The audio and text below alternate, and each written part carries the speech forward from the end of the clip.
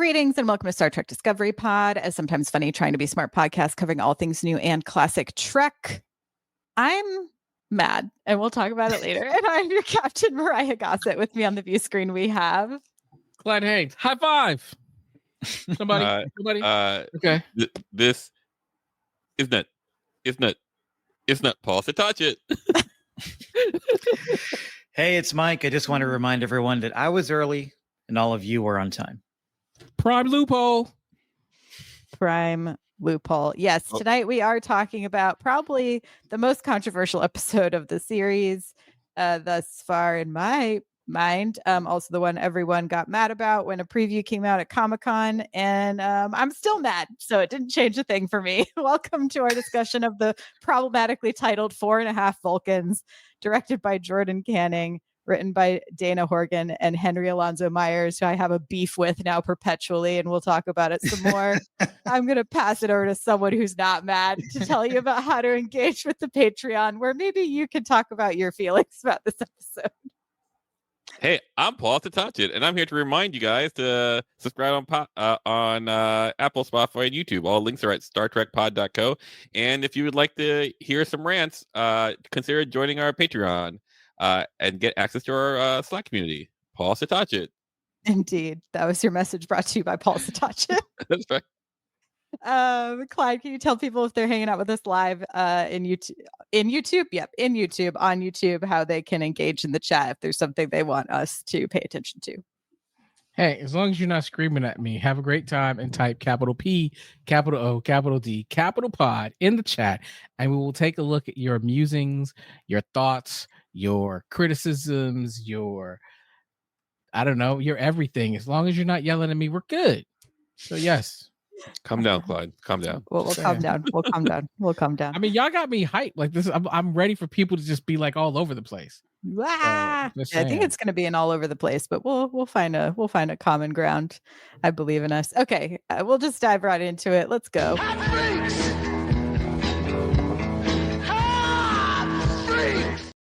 Mariah's like, let's just get this over with. God damn it. I'll just start. I didn't like this episode. I'll get it out of the way. My hot break. Cool. Here's the thing. I wanted to like this episode. I am always willing to be wrong. I am willing to say, you have a concept. I'm not sure where you're going. I'm along for the ride. And the things that I wish happened in this episode didn't. The explanations didn't. I think potential of this setup didn't happen either. And so I think it was just a lot of really lazy tropes and a lot of really racist undertones. And Henry Alonzo Meyer, I don't care if this stops me from ever getting a job on a show that you work on. This was bullshit. And you're the showrunner, and this is motherfucking bullshit. And I'll talk about it more, but that's my hottest of hot freaks. Shots. Shing. Wow. Who's next? Who's next?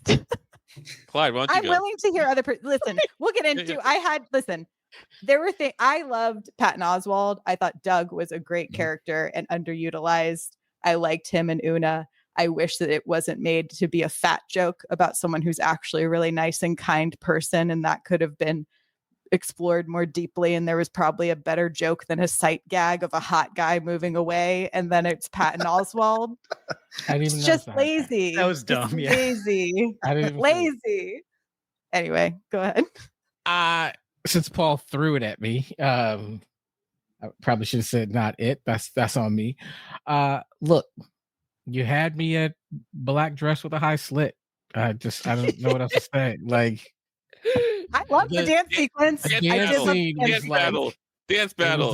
I like dance battle. I mean, it was amazing. So I can't say I hated the episode because I thought it was great. I thought that scene was great. My daughter actually watched it. What? And yeah, she came in and she's like, "Oh, what's this?" She was like, "It's Dancing with the Stars," and I was like, "No, it's better." They're dancing and they're fighting, and she was like, "Oh, this is interesting." And my son came in and he was like, "Hey, can I have?" She was like, "Sure." And like it was a moment. So for me, that was a great scene. Overall, I expected. So I'll tell you now. I watched this with the watch along, and there were people who were like, "Nope, I need to watch this by myself." And I was like, oh, really? And then I looked at what episode it was because I've had a pretty busy week. And I was like, oh, maybe I should watch this one by myself. So I came in expecting a lot of I don't like, what is this gonna be? And overall, I thought it was silly. It I think the thing that softened this for me was it was comedy, right? If they had actually taken themselves very seriously, so you find I, eugenics funny? I don't find eugenics funny. You have a joke? You have a joke? I don't have a joke. I got no jokes. And I honestly, if you ask me my personal opinion, could you've done the same thing without them having to be Vulcan? I think you could have. I think you could have. Every other joke and moment would have been quite personable. You could have done this a bunch of different ways. So, but if it had really gone with a serious tone, I'd probably be staying on the table, calling for people's heads. But then you threw in a black dress dance battle, right? And I'm kind of torn between carelessness and a great scene that I'll always remember. Mike, you go. It's all over the place. I told you it was going to be all over the place. No. I warned you. Okay. I like this episode. I don't think it's that deep in any way, shape, or form. However, all opinions about it are valid, and I'm willing to listen to them. Because, yeah, I think some of what the criticisms have to say about this show are actually pretty valid. But while I was watching this, I was like, I don't think this episode's about Vulcans. This is just about a bunch of humans who are reacting terribly to a dumb serum. And it's about some writers who just wanted to have some laughs and didn't really think about what they were doing and didn't really want to cause any harm or damage. That doesn't mean that they won't, unfortunately. But I don't know. I thought it was pretty funny. I thought it worked. I thought it kept getting funnier and throwing more surprises at me, and I was laughing out loud. And sometimes that's really all you really need. I was really glad to see Rebecca Romaine getting more screen time and getting centered more in this episode. She's such a wonderful comedic actor, and seeing the show showcase her more in an episode that really had everybody doing something was a delight. Mm-hmm. And kind of a huge win for the show. And I love that it was her log that bookended everything. I thought she was really funny in the log. Also, thumbs up for Lil Patton Oswalt, aka giving us all short kings the confidence that we need. I love to see it. But all in all, I'm willing to be a little more educated on the problematic stuff in this episode. But for me, just a dumb bro. I had a good time. Hey, Mariah, can you at least agree that the Ortega scene was phenomenal? Can we agree on that? No? That when she's like, but bacon? No, I mean, listen, yes, the bacon is amazing. But no, when she walks to Uhura and basically reprimands her for trying to turn her brother into somebody's not. I thought that was a great yeah, we'll dive into this stuff I liked. I was just like, it's really hard for me to come out and be like, I like this episode when they're just like, your DNA makes you racist. Maybe my issue, and I'm gonna let you go for it. I think maybe my issue is I was expecting it to be so much worse. I thought I was gearing up to be so much worse. It's almost like if you think it's gonna be an F and it turns out to be a D, you're almost relieved. I felt like it wasn't, maybe, I'm sure it can be racist, yeah, but I thought maybe it was more offensive to people on the spectrum than, I mean, yeah. So, Paul, what's your hot freak? And then I'll dive into my diatribe, and then we can move past it, and I can talk about it. It's going to be a fun episode. I can't wait. Let's go.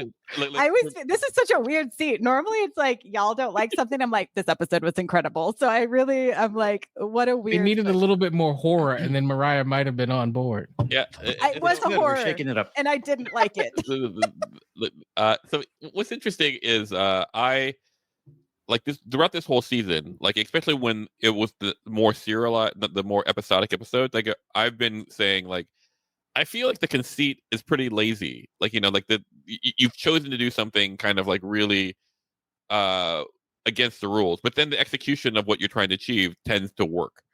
And I feel like this is another example of that. Like I go, like I watch this at 3 a.m. I was like, okay, well, I have to wait for the laundry to dry, so I'm watching it, and I'm like, oh, I'm not gonna. I was not looking forward to seeing it, and everything that I feared about it was exactly what it was. I was like, oh yeah, like here are these things like with the inexplicable change of like, oh, here's your DNA, now you're an asshole, like like all of that, like that theme, like really, I go like that. With that said, I was watching it, I was going like, oh, but they've done it again with like the comedy that they chose to do and the pieces they choose to do. If you were to like look at it like from a math perspective, like, oh, they're executing. It just happens to be that if you have to accept the concept first.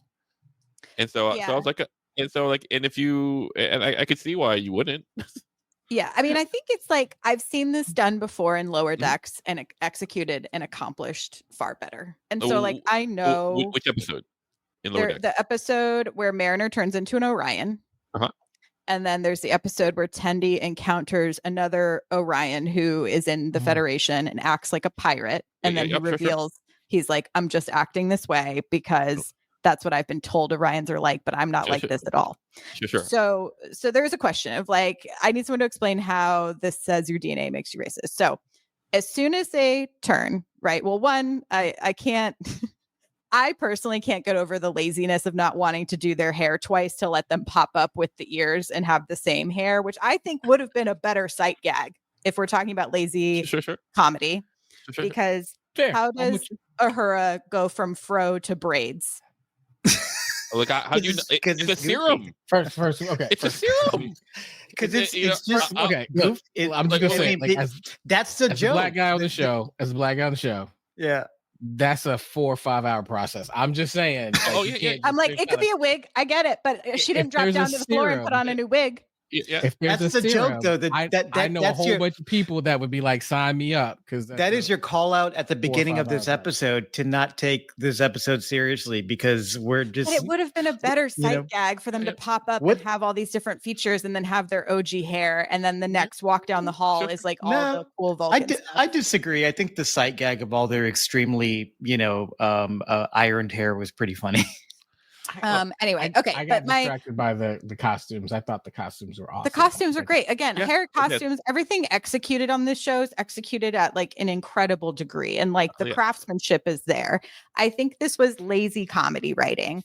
And that's why I think maybe that's what I'm most offended by is the lazy comedy. It's not even the eugenics. It's I mean, the eugenics is number one too, is lazy comedy writing. This was not smart. It was dumb, and but it was why funny. I'm mad because they do smart comedy on Star Trek, and they've done it before. Sure. Like the musical episode, the the Lower Decks crossover episode. This show takes big swings, and I'm around for a big swing. And I follow through on so many of these episodes, and I ride for it. But again, I looked every episode I've had a major problem with. Henry Alonso Myers has been the co-writer on, and so now he is on my shit list. Oh, okay. And he's the showrunner. He's the showrunner. So I'm like, you have a vision that you know how to execute, and you obviously have writers that know how to execute it. But whenever he seems to step in and get involved in Spock's storyline, he mucks it up in a way that I don't enjoy. And I don't know what his fascination is with biracial mixed race people, and specifically with Spock. But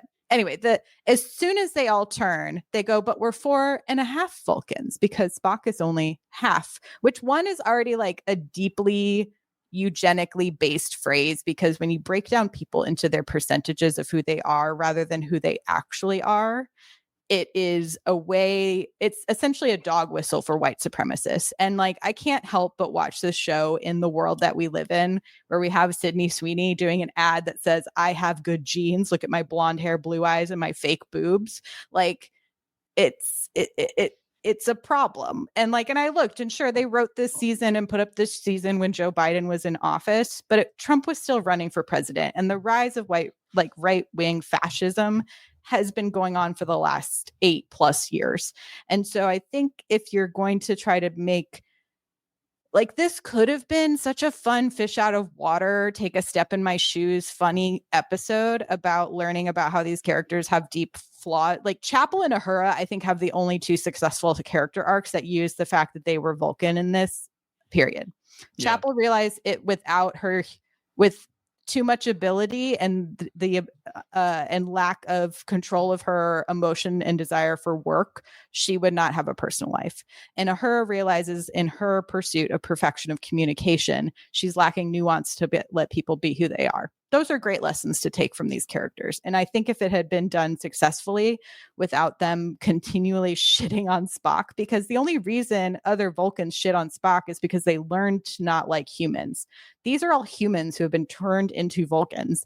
And so that would be like, if I don't even know, there's no comparison, right? Because it is a different species. So like, yes, my brain's processing things in a different emotional state. Great. That's something fun to play with in a comedic effect. But the fact that you're taking a culturally learned thing, the racism, and implanting it into someone's DNA is what makes it eugenics, because you're saying that based on what you are as an inherent being is going to give you a perspective on who is less than in the world.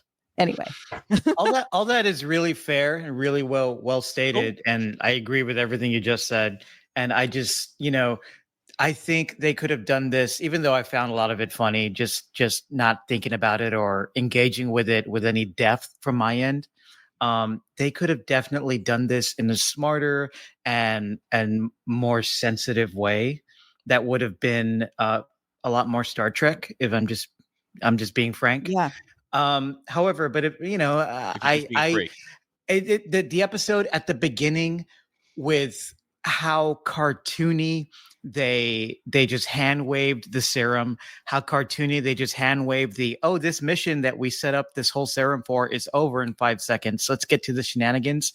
How they communicated that so quickly and stupidly was just an early signal of like, hey, don't take this one seriously. This one's a fluke. We're going to fuck around. And so I kind of met it at that level and I had a good time. I would say, I would say that I went into it like with a similar mindset of like, this is going to be terrible, for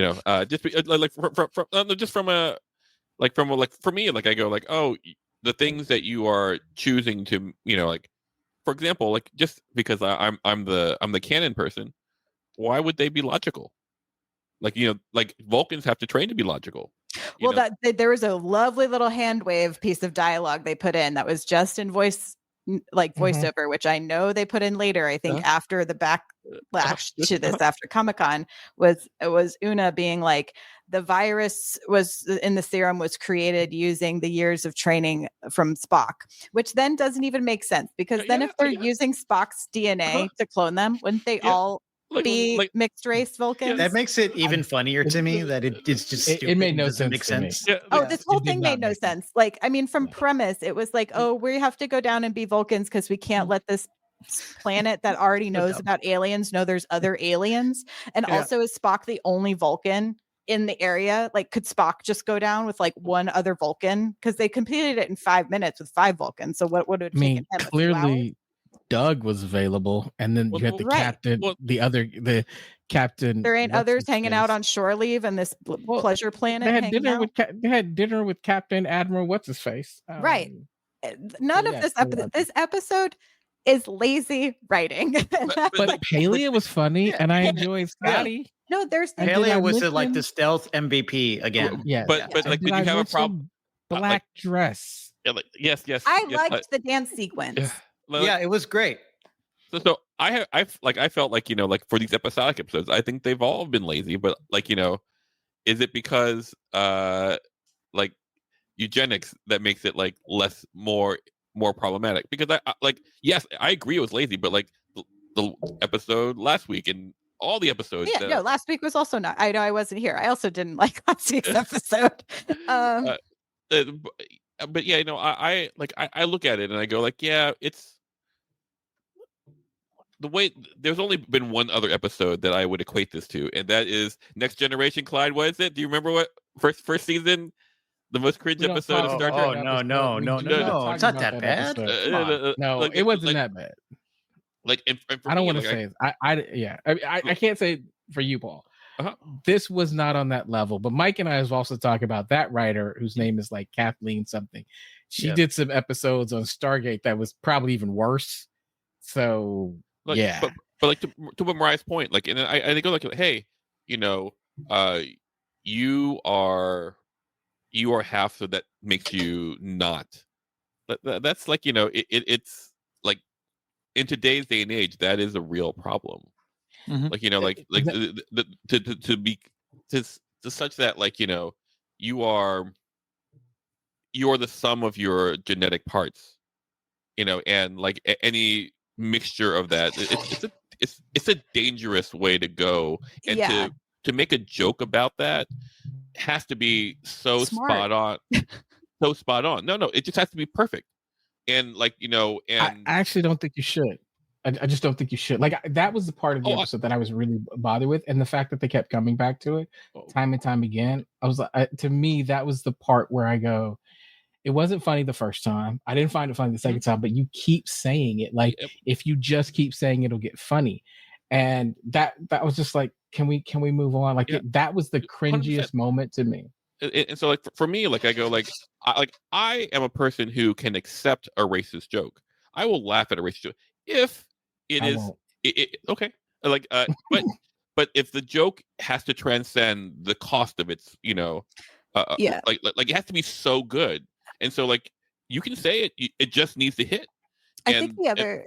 You go, Mariah. Yeah, I was like, I think it's like there's an interesting. Well, one, I was going to point out, they've also, like, in canon, we have multiple options where this, like, personality change doesn't happen. We have Mariner, we've got the Orion guy, but also we have Nemesis, where there's Shinzon, the biological clone of Picard. And so it really tells you that, like, if it's all how you're born. Anyway, I could go on, but I was going to go back to your versus nurture. Yeah, nature versus nurture. But I was going to go back to your point, Paul, is that I don't know if anyone else has seen, like, Mark Maron's been going on, like, a bunch of the bro podcasts and, like, reading them all for filth lately, and it's been chef's kiss. And his point, and I think the point here is, he's like, when does it stop? You know, like, when are these right-wing, like, comedians, air quotes if you're listening, comedians, like, stop making the jokes about trans people, stop making the jokes about immigrants, stop making the jokes about queer people, people of color, right? They're like, because he's like, you did it. Trans people don't have health care. Today, they just passed a bill in Texas saying that trans people can't use the bathroom that matches their gender identity.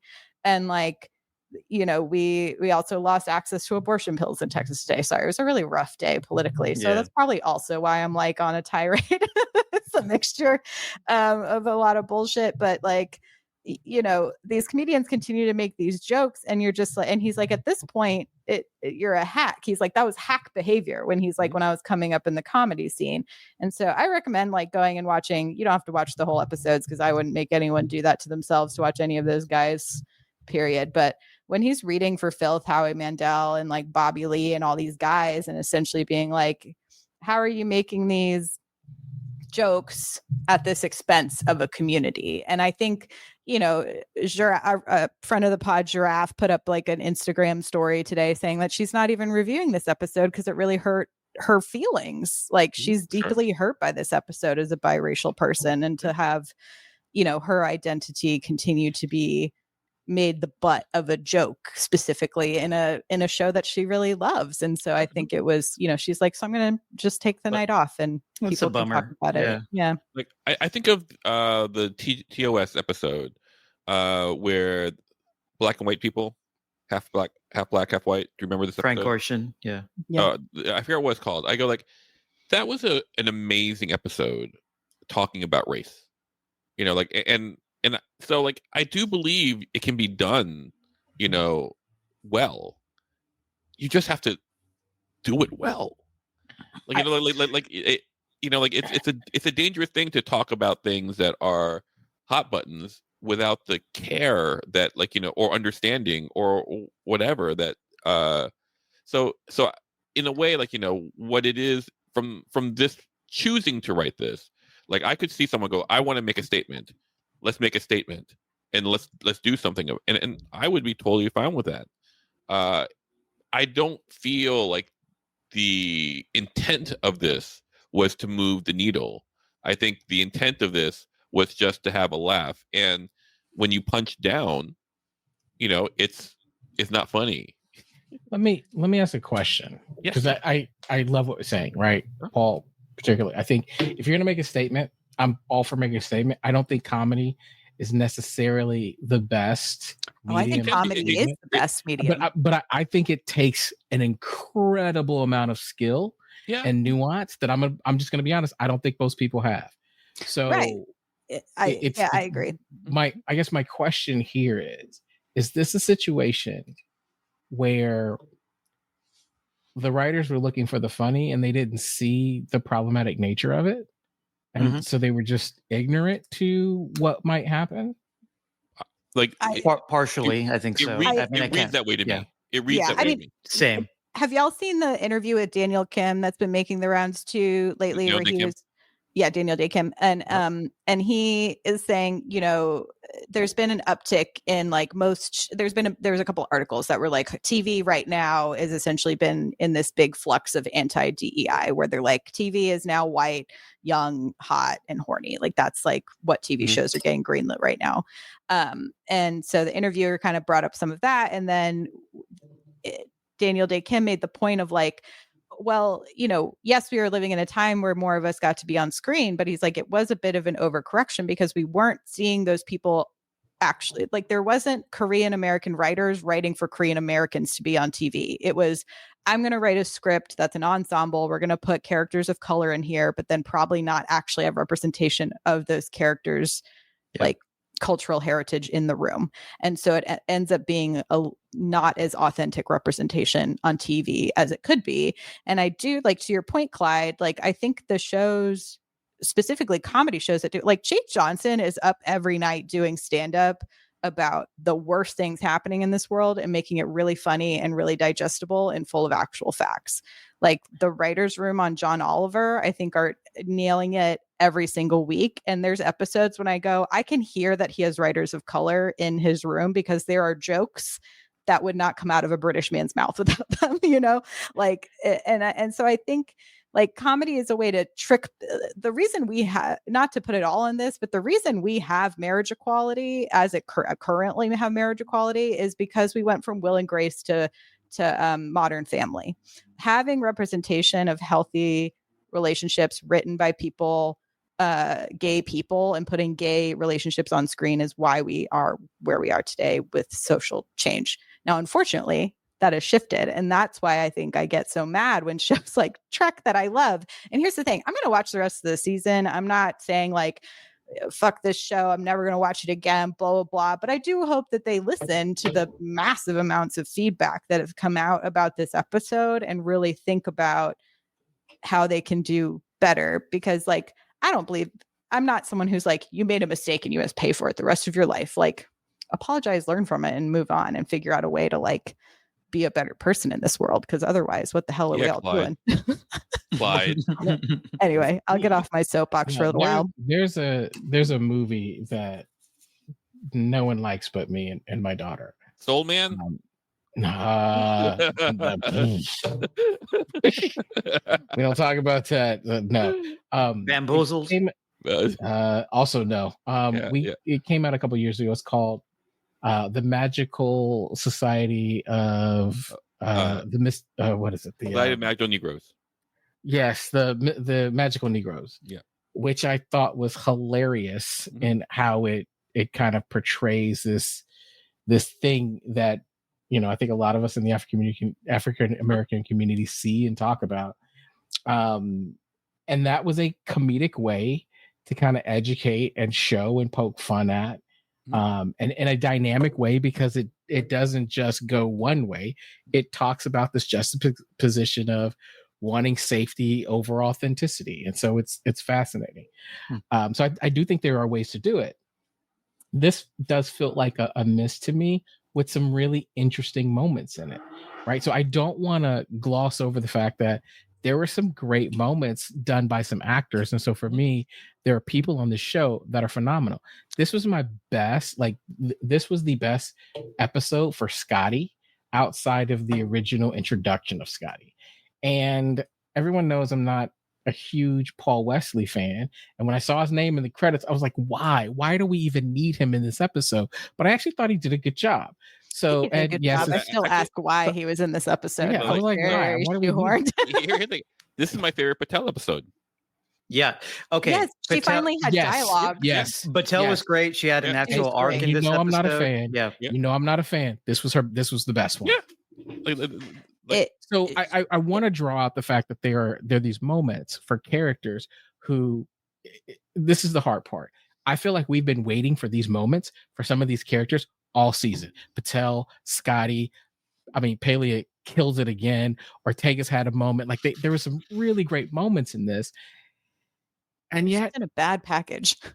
it was kind of mixed up. And I guess I'm still waiting for some of these episodes that we saw last season, whether it was the episode I struggled a little bit with was the storybook fantasy episode, which was amazing. Or, as everyone knows, my favorite, Ad Astra. I'm still waiting for one like some of that, especially after the first 3 episodes we got. I was like, where are they? So fair.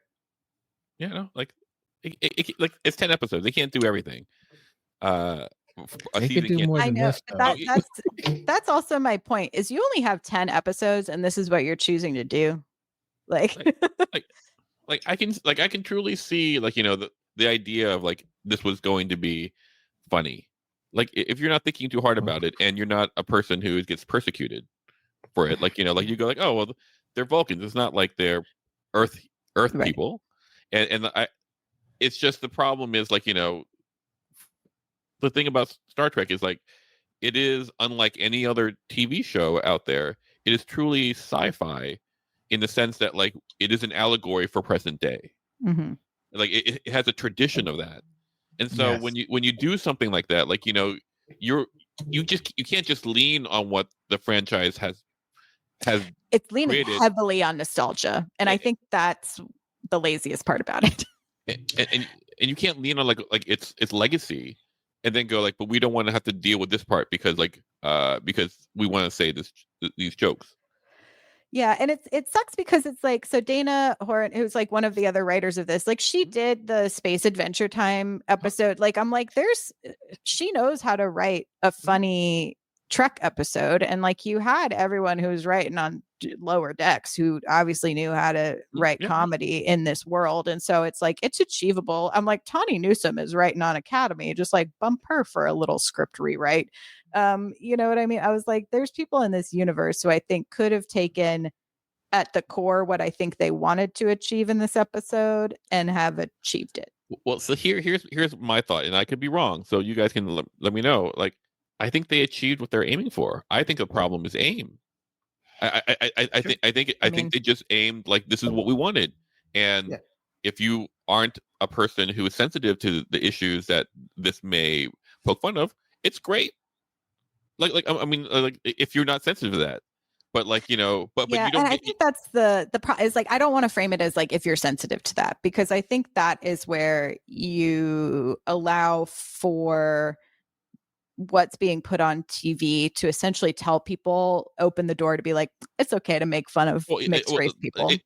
What I meant to say then, if the wording is there are people who are not awoke, who don't think about this, right? Exactly. Yeah, who are this goes over a lot of people's heads, and they're gonna be it's a Vulcan sci-fi, blah blah blah. But exactly. It's your point. Star Trek has always been this allegory for our current present day, 100%. And it's supposed to be a morality play. So what moral are you telling me? And that's where I feel you're not doing your due diligence when you're dealing with a vehicle, an IP, an instrument such as Star Trek that has the ability and time again to talk about the ugly parts of society.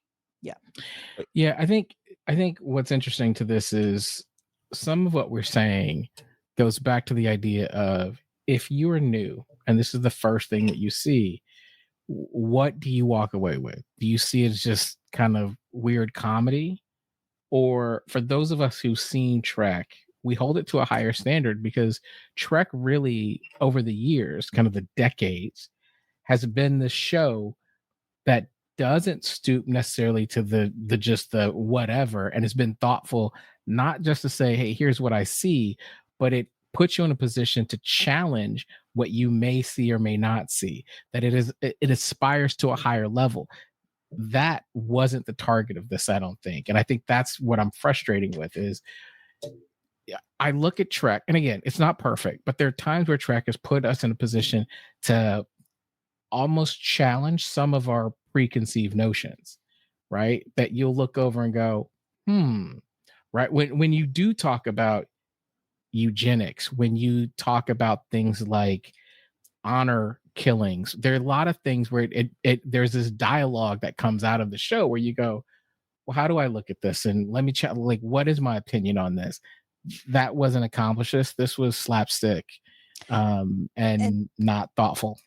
And here's the thing too, if they wanted to like, if I'm going to fully view this, if I'm going to take off the Mariah's angry about the way this was structured hat, and I'm going to think about this purely as someone who watches a lot of comedy and like makes comedy, it still isn't successful. So if that's like the most successful scenes comedy wise for me were Uhura and Beto, like when she's like reading him for filth about like, you didn't plan a date, like that, that scene was great. And then Una stumbling over herself in the face of Doug. Those were the only two. And like, even that one, I think the other thing is like, this season's been a lot about romantic relationships, which I don't mind, but it's like, it edges into that soapy box, which gives me a little worry about, it's like the Riverdale-ness, the OC, and like I watched all those shows, Skins, like those like youth shows that are all about relationships, and that's kind of all you're really getting at and stuff. But I'm like, and then Marie Batel, like when she finally stands up for herself, I thought that speech from her was also really successful. Again, not really comedy. Also, like I watched Jessie Gender has a good breakdown of this too. She goes very in depth, and she talks about how like Pike essentially like just reveals all of this personal information without any consent from her to her boss. And it's like, let me tell you about all of her medical problems. And then just tries to like wipe it off with like, well, because I'm being logical, he needs to know those things. And it's like, well, actually the logical thing would be to like maintain your relationship with this person that you're in a relationship with. Like, I'm assuming that there's some logic fallacies in this episode. And so like, and then I think the dance fight sequence was successful, but also felt like, I'm like, I feel like they thought of that idea. There's like things where I'm like, you thought of this piece, and you said, how can we put an episode with these things together? And then didn't successfully weave them together. Yeah, they had to seed things that we're going to see in future episodes, the next two episodes, like bringing up the idea that Lon's connection as a augment, it could be actually problematic, right? And not problematic. She's perfect. Leave her alone. Well, which comes back again to the DNA thing, like because you're an augment, you're naturally sinister. Like anyway, go on. No, you were born a villain, so you must be villain. Right? Yeah, that's a problem. But they also seeded the Batel is a lot stronger and better at combat now. They were seeding things that we're going to see in the next few episodes. But yeah, Paul, your thought about the intent of this episode is so spot on, because it was just like, wouldn't it be cool if everybody had pointy ears and it was slapstick? So there was no thought put into this. Really, it was just goofiness. And for me, like I at 3:00 in the morning, like I could shift in that, because I came into it like it's gonna be ham-fisted, but you kind of sometimes you judge things for what it's trying to do, and from that level, I go like, well, it really hit. I wish they would hit more. I wish they would be a little better. But I hope they don't make a lot of episodes like this. Because it's not, like like there was a part during the dance scene where I go like, oh, this show has its own tone. Not this episode, but the show. Like, I wonder if they're trying to create a tone that is outside of its connection to the rest of the canon, or the IP. Like, and I was like, oh, this is very interesting because, like Lower Decks does that, right? Right off the bat, we're a comedy, we're animated, boom. Mhm. And this was like, oh, this is almost sitcom-y, in some aspects, which is not something that I would say Star Trek is. I think like TOS is like or generally soapy with pew pews. Mhm. Yeah. And so, and this one, I go like, as they were dancing, and like, was there a move where like La'an was in the air, and it doesn't matter. I was like, oh, this is per per what you said earlier, like Riverdale is, a shipping show. Yeah.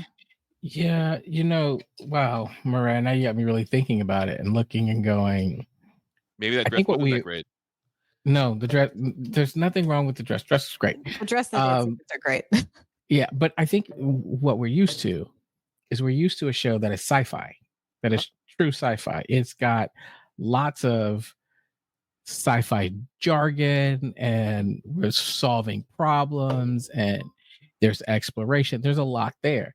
And then every so often we get a Minuet episode, a Vosh episode, a Laura Brahms episode. Like, we get these sprinklings, but it's not consistent. They're almost never back to back.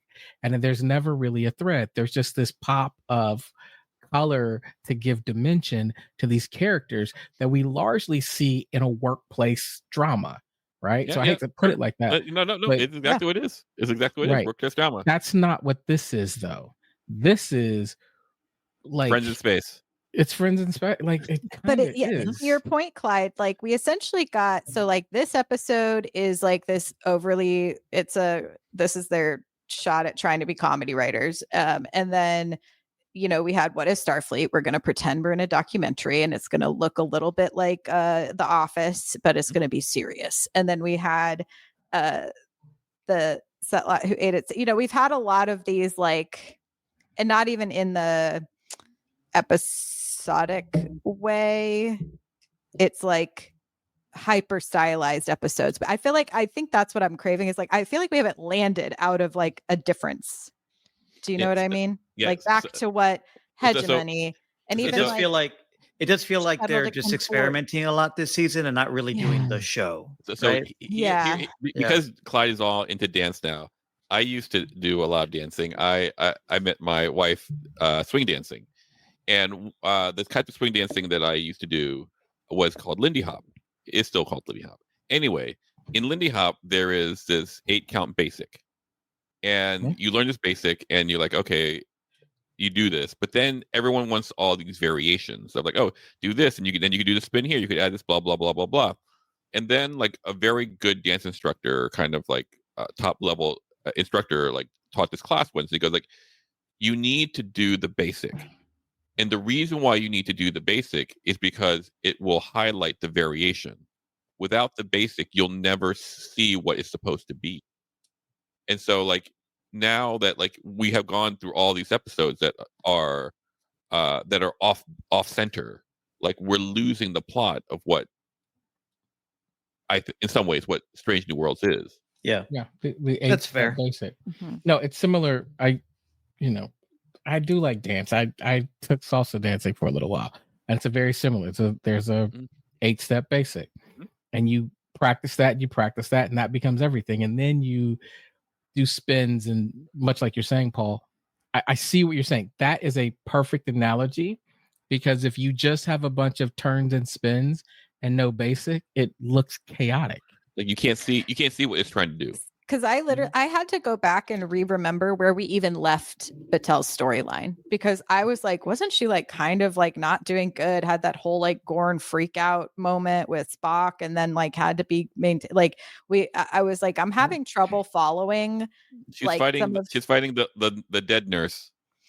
yeah, like fighting dead. But I was like, I'm having trouble keeping up with some of what seems to be major plot points of the season, because we've kind of iced them on the shelf for so long in favor of doing these like these spins into different genres. And look, I like when things are campy and like that is like the Trek that I love. But to like the point everyone's kind of making, it's like we had Space Adventure Hour and we had What is Starfleet and 4.5. It's like we've had too many. It's a very special episode. Yeah, like you know what series did this? Like, you know, that I love for it doing it because it was just so brazen.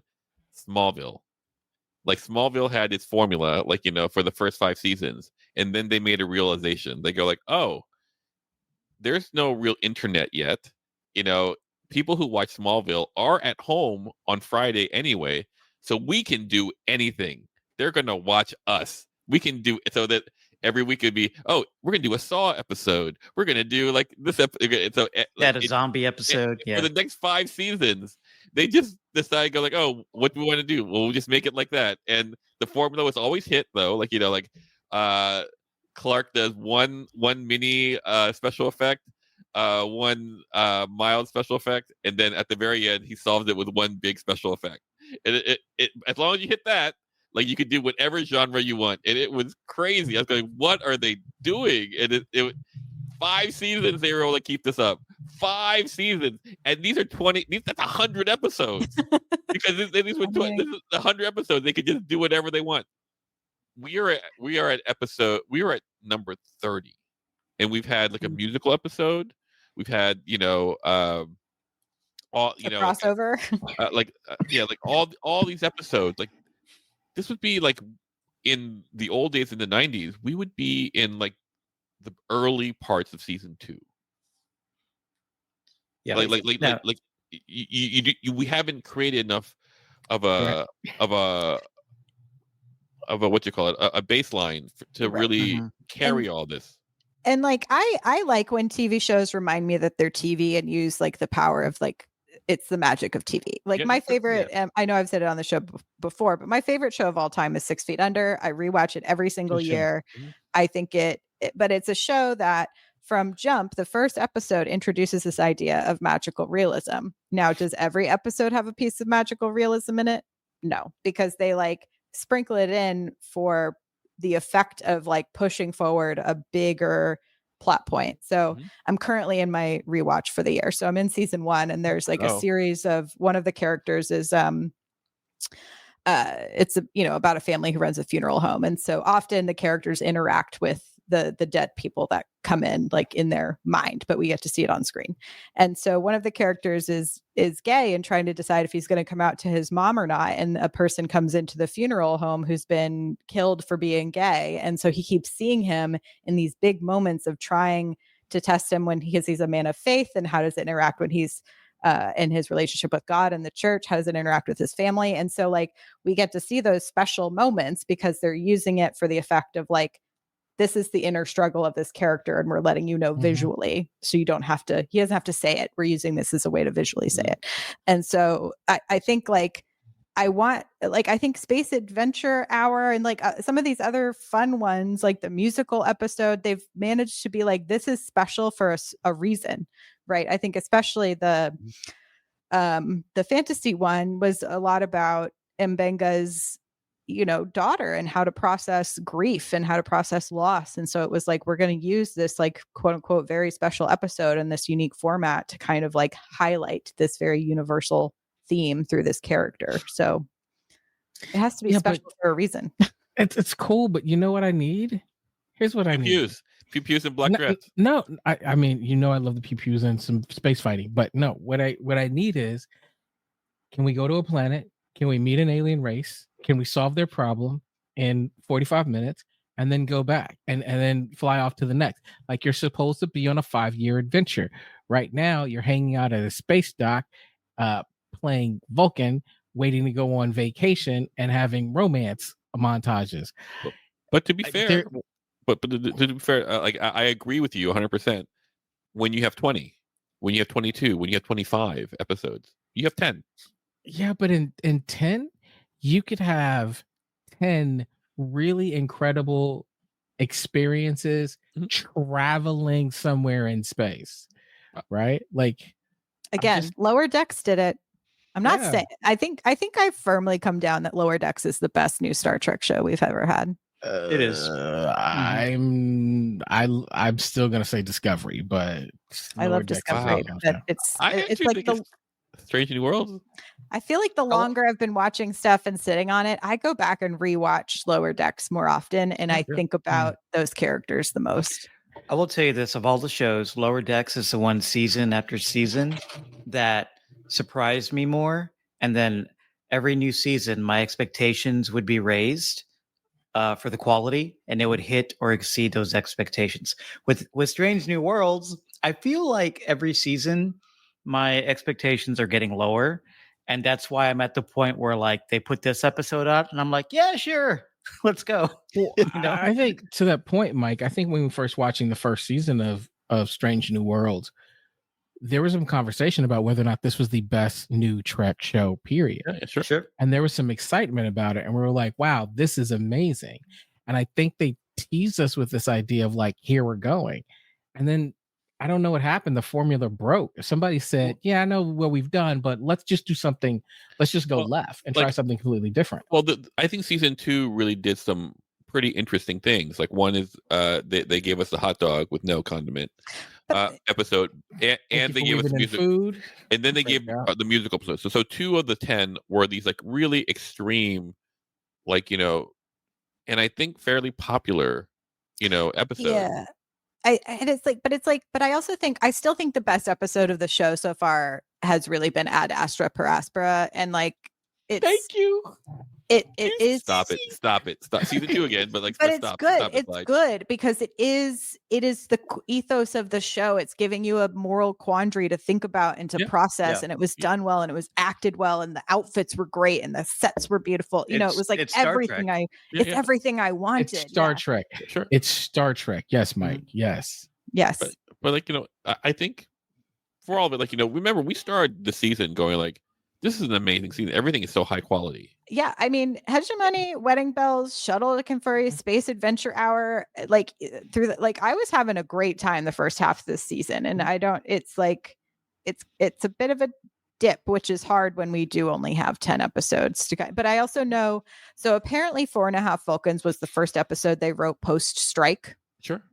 And so I'm just like, were y'all just like real rusty? Like what's going on? Like I just think like, I think people also of note, Henry's written all of my least favorite episodes. I'm just saying. Like, what's some other episodes? Name some other episodes. Oh, this is just going to be Mariah shitting on Henry. Did he write the documentary one? No, he wrote Hegemony Part 1. Which you didn't like? It was fine. But it was basically going off of, it was the finale, so it's always like what episode did you not like? Charades. Which one's Charades? It's the one where Spock has to like host the sure his in-laws. Vulcan Teapot. Teapot. Yeah. Right, yeah. But wait, wasn't Amanda in that one? Yeah. Yeah, I think so. Yeah. Amanda's great. She's great. And Charades, and there was the other one. Hang on. The Broken Circle. You guys, I think the problem is that it's just kind of like a bunch of procedural CBS writers that are trying to get their jollies off on this show. But no, my thing is like, I love Davy Perez, and like I think Anitra Johnson is so exciting that she's gone from like being a writer's assistant to being a writer, and so it's like in this show, I think Dana is a strong writer. Davy's my favorite, and then Bill Wolkoff I think is also a really strong writer and came out of I think was also in the Discovery Room. So but I've seen like the losses. Someone brought it up, like the 2 writers who were supposed to write the Section 31, the movie that shall not be named anymore. Erica Lippolt and Bo Young Kim, who were incredible Discovery writers and worked on a bunch of the comic books. Like they wrote K-pop Demon Hunters. So like I feel like we lost some good writers from the franchise. And also a couple things. I resisted seeing K-pop Demon Hunters for a long time. It's having hot. watched it, It's the hotness. It's amazing. It's the But hotness. I think you're golden, Clyde. Clyde, you're golden. Hey, my little soda pop.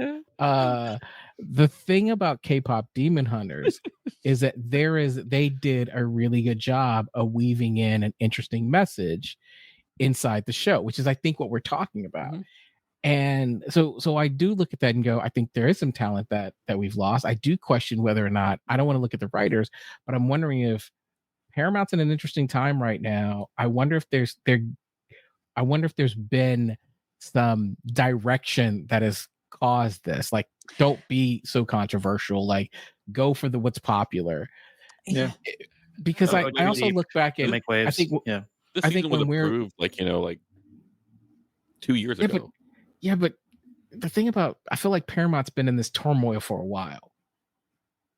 I look at, and when I think about Trek, and we joke about this, we joke about like every couple episodes or every few episodes in Voyager, Harry Kim is going to be on trial for something he didn't do, right? Like there's always a courtroom scene. There's always a who did it. There's these certain tropes, and we joke about that. But I think at the end of the day, we love them, and they're done well, and they feel like home.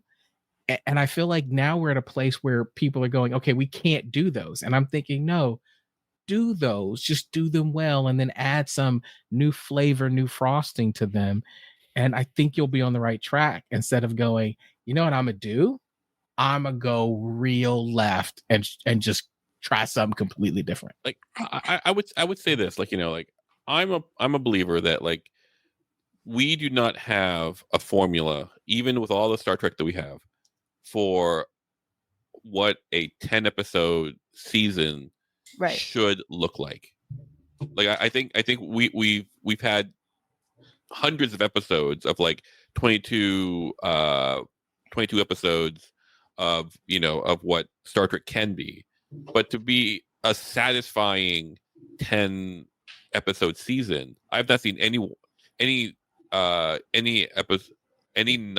Lower Decks series that has given me a good season, like a really. I mean, I wonder if it's like I think it's also just like perhaps it's just I mean, Clyde, you kind of brought this up, or someone said, like, is this just the CBS procedural writers? And I am wondering if it's because the Lower Decks room was comedy show writers, and comedy shows have always typically had shorter episode orders, right, from dramas. And so it is an interesting conundrum of being like, is this honing in these? Is essentially like you're giving people a puzzle that they've never really had to put together before in this particular way. And so it's harder for them to make that successful. I doubt it, because these are successful writers who work in a variety of the industry. But it is interesting from like a showrunner perspective, however, is like, and not to, Henry has done great work. I've been dogging on him a lot, but you have. Like, I have. But, it's a man in power. I'm going to rage about it, but like, you just send him a ham. But he's working, an edible arrangement or something. But it's like Charmed and like Ugly Betty, these shows that used to have these bigger episodic orders. And now it's someone who has to be like, what story are we telling in a season? I mean, I've made this critique about like Ryan Murphy before. I think like the first season of American Horror Story is the best season because it only had 8 or 10 episodes. And I think there are some writers, if you give them different boundary boxes, are better at different things.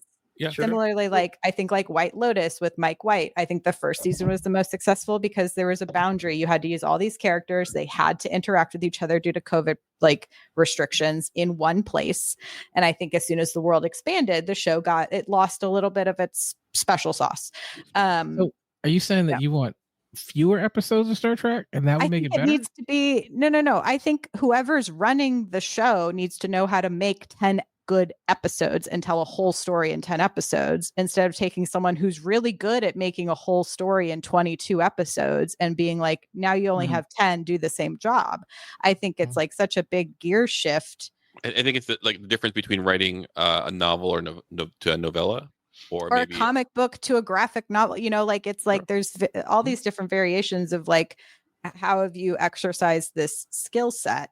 And I think like Henry's had incredible successful shows, and so obviously knows how to do that. But I will say almost all of them were back when you did get 22 episodes. So it's like if you're going to put someone in charge of a show and they're really good at making 22 episodes, give them 22, or like think about how you're structuring it. So what I think I hear you saying is if we had 22 episodes of Strange New Worlds, we'd probably be looking at a much better, more successful season 3.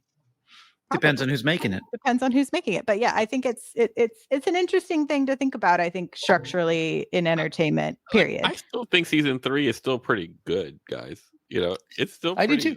Yeah, I think it's still pretty solid. I think it started out really strong, and since then it's left me going, what? But like, you understand, we're talking 8 episodes, right? Like you're saying like like the first 4 episodes were really strong, and then the next 4 were like going from like mid to like I don't like. I mean, but that's like, say, if you're a sports team and you start the season off 4-0 and then you lose 4 games in a row, I'm looking at you like, okay, well, I get it. This doesn't look good.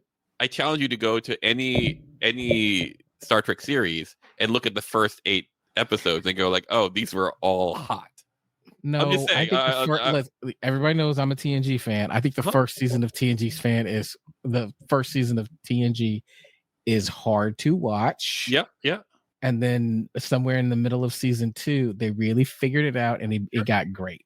8 hot episodes. And that's like 30 episodes of like what? But I think it's also what's hard though right now, right? Is like we did used to get shows that could figure themselves out. Similar, like I love Parks and Rec. The first season of Parks and Rec is not a very good season of TV, but it gets to be a really great series of TV. But major course correction, right? Major course corrections. Yeah, we're done. And like they were able to really like change things up. And like unfortunately, like we don't really let shows do that anymore. Like I was like, sometimes I stop watching shows I like because I'm worried they're not going to get a second season, and I wait for them to get it before I finish it. Like I started Deli Boys, which is really good if anyone's looking for like a fun, like kind of it's definitely bloody, just FYI, crime comedy. But like I was like, oh, I don't know if I want to get attached to these characters because this feels like a show they're going to cancel. But it just got renewed for a second season, and I'm so excited. Strange New Worlds is guaranteed at least 2 more. Am I right? Yeah. So they'll have 4, and then but season 5 is going to be shortened. I think they're only getting 6 episodes for the last season. That's a bummer. Yeah. Mariah, guys, it's interesting you say that. Quick, I think I have to bounce. Yeah. Okay. So, bye, Paul. Have a good dinner. Yeah. Bye, friends. Bye, friends. Bye, Paul. Bye.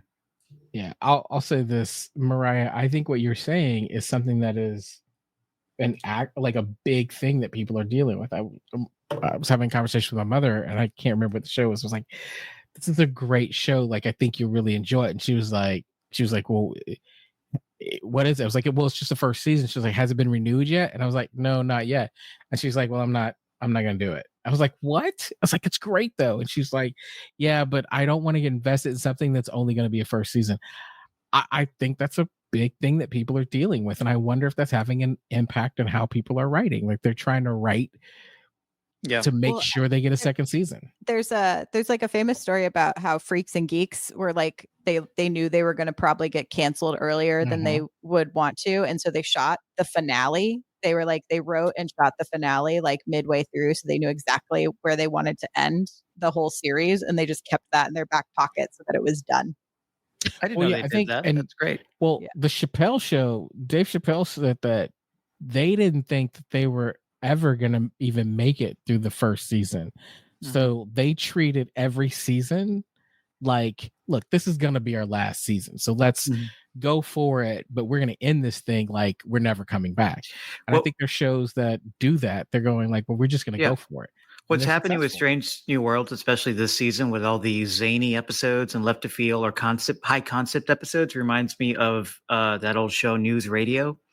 They always thought they were going to get canceled every year. So every finale was just bizarre. Every season finale, the first season finale, all of a sudden took place on the Titanic. And they were all people who worked on the Titanic, and then it hit the iceberg and they all died. And the second season, they thought they were going to be canceled. So the finale was they were all of a sudden in space on a spaceship, and then they flew into the sun, and then they died. You know, and that every finale ended up being like, we're probably going to get canceled, so let's do something crazy. And it kind of feels this season like, well, we don't have that much left, so let's get our jollies out and make some weird episodes. Yeah. Anyway, All right. Yeah, we'll see next week. Alan B. McElroy wrote next week's episode, who's a big horror writer. And then the finale is also Dana and Davey, our horror combo again. So I think we're awesome. I didn't see a log line or a trailer for the next episode. I didn't know either. What it's going to be? Okay. No, I haven't seen anything. Surprises. Surprises. All right, we shall see. Well, thanks for hanging with us, guys. I know it was we try to be pretty positive over here, but sometimes you got to just let your feelings out. And I have big feelings this week. And Kern, Wanda, Choopy, thanks for rolling with us. Len, great to see you in the chat. This has been JC. It's been a PW. Yeah, it's been a good chat. If you guys are if we do have listeners that are only listening on audio, that's great. But I really want to remind you and invite you to join us live. It's fun. Yeah. Join us, hang out. It's a good time. We will see you all next week. Until then, live long and prosper. Bye-bye. Matashta.